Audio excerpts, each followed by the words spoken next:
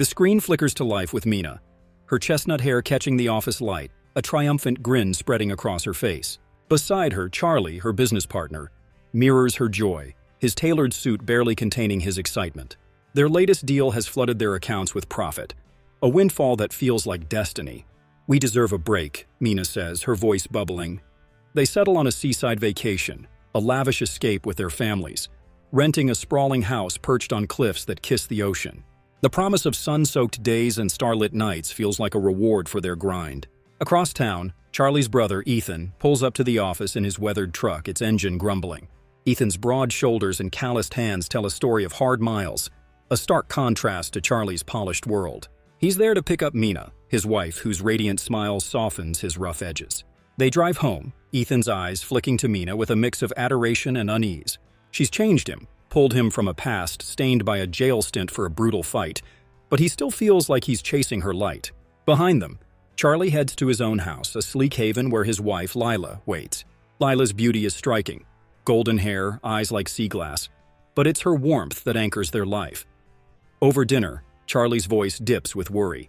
"Ethan's got Mina now, but he's still fragile," he tells Lila. Charlie's success as a businessman casts a long shadow over Ethan's trucker life, and the brothers bond phrase under the weight of it. Dawn breaks and Charlie's SUV hums as he picks up Mina and Ethan for the trip. The drive is alive with chatter, teasing, laughter, plans for the days ahead. The seaside house steals their breath when they arrive. Glass walls frame endless waves, driftwood beams whisper rustic charm, and the air hums with salt and possibility. The owner, a wiry man with a smile that lingers too long, greets them, guiding them through airy rooms and a deck perfect for stargazing. Lila, an avid astronomer, slaps her forehead.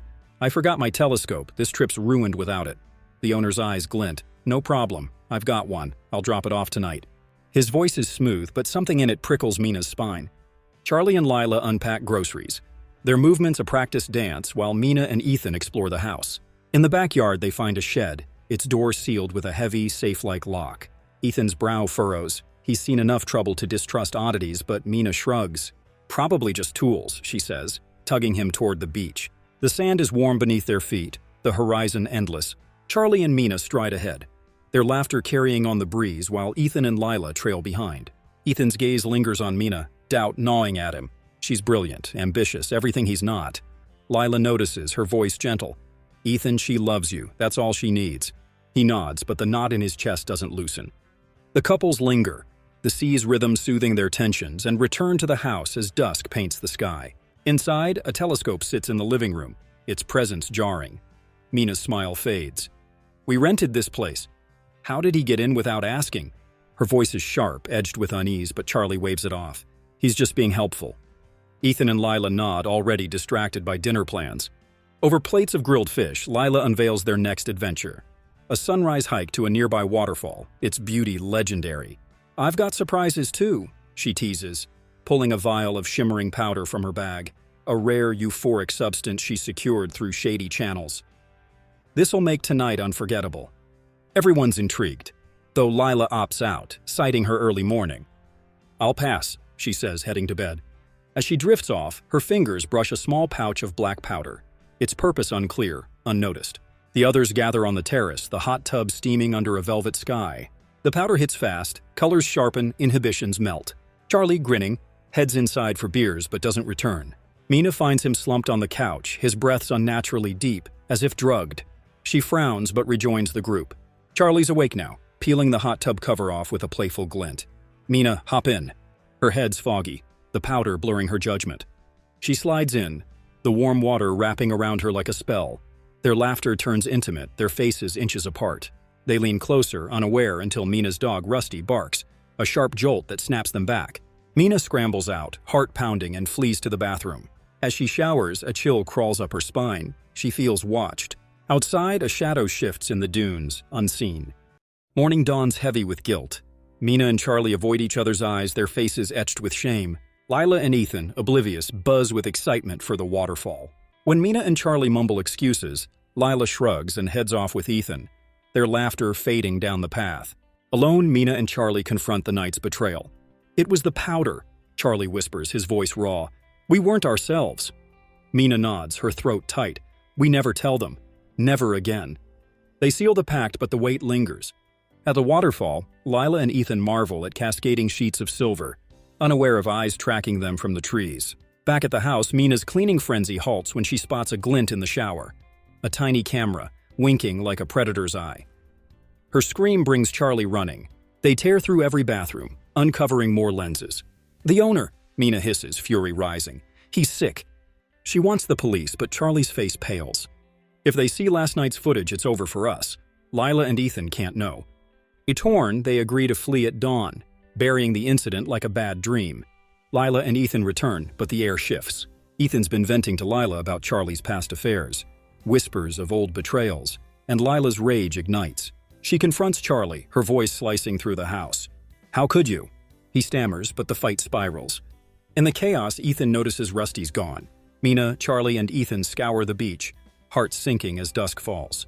Lila, alone, mutters about the hot tub's failure and says she's called the owner to fix it. Mina and Charlie freeze, dread pooling in their guts. Ethan, oblivious, nods. "Good, I bet he took Rusty. I'll deal with him." The owner arrives, his smile faltering as Ethan demands answers about Rusty. "I don't know anything," he insists, confused. Charlie and Lila lead him to the hot tub, tools clanking as he works. Mina and Ethan slip out again, searching for Rusty in the fading light. The owner finishes, stepping outside where Mina waits, her suspicion boiling over. "What's with the cameras?" she demands, dragging him to the bathroom. He stares at the lenses, horrified. "I didn't do this." He fumbles for his phone to call the police, but Mina panics. The footage could ruin her. She grabs for the phone, he shoves her back. The commotion draws Ethan, who misreads the scene. Rage takes over and he slams the owner into the tub, fists flying. Charlie pulls him off, but the owner lies still, blood trickling. Mina spills everything to Lila about the cameras, her voice shaking. Lila's stunned, but before she can process, a figure in black gloves moves silently nearby. The owner's shallow breaths stop as gloved hands press down, snuffing him out. Lila, frantic, dials for an ambulance, but Charlie bursts in, eyes wild. He's dead. The room spins. Ethan's shaking. He didn't mean to kill. Charlie's voice hardens. "We make it look like an accident. We find the footage, delete it, and leave." Lila resists, tears streaming, but Charlie's desperation, for his brother, for their lives, wins her over. "Pack," he tells her. "We're gone by morning." Leaving Lila behind, Charlie, Mina, and Ethan haul the body to the cliffs. Ethan's hands tremble as they push it toward the sea, but it snags on a ledge. They hurl stones, desperate, until Ethan climbs down, his fingers slick with fear, and shoves it free. The body vanishes into the waves. Back at the house, Lila packs, her movements mechanical. A shower hisses, but every bathroom is empty. In the lounge, a video flickers on. Charlie and Mina in the hot tub, too close, too raw. Lila's heart shatters. She bolts to the car, tires screeching as Charlie chases her. "Lila, wait!" She stops, voice venomous. "I saw you with her, we're done." He pleads, but she speeds into the night. Mina and Ethan hunt for the footage, unaware of the danger closing in. In the jungle, Lila's car lies wrecked, a trap sprung in the road. She stumbles out, texting Charlie for help. A shadow looms, a hammer swings, and she falls. Charlie, getting her message, races to her, finding the car's side mirror shattered. He dials her number, hearing it ring nearby. In the trees, her phone glows in a gloved hand. He steps forward, hopeful, then trips. Lila lies at his feet, her head caved in. Before he can scream, the masked killer strikes and Charlie's world goes black. At the house, Mina and Ethan revisit the shed, its lock now a nagging mystery. They pry it open, finding nothing but dust. Ethan's phone pings, a video from Charlie, the same damning footage. His face twists with betrayal. "You and him?" Mina stammers, but his hurt drowns her out. A creak interrupts. Someone's inside. Ethan storms through the house, calling for Charlie. He flings open the shed door and a masked figure lunges, blade flashing. Ethan crumples, blood pooling. Mina screams, sprinting upstairs as the killer stalks her. She hides, clutching a wrench, but his steps are relentless. Feigning escape, Mina slips outside, luring him into the open. She swings the wrench, catching his mask, but he's unshaken. They grapple, and she tumbles down the stairs, pain exploding. Dragging herself into the jungle, she's hunted, her breaths ragged. She pauses behind a tree, lungs burning, but the killer's shadow looms. She bolts, slipping on loose earth, and plummets into the sea's icy grip. The killer stands above, certain of her death. The final scene chills. The killer dismantles the cameras, erasing every trace. He drives to a new seaside house, setting fresh traps with practiced ease.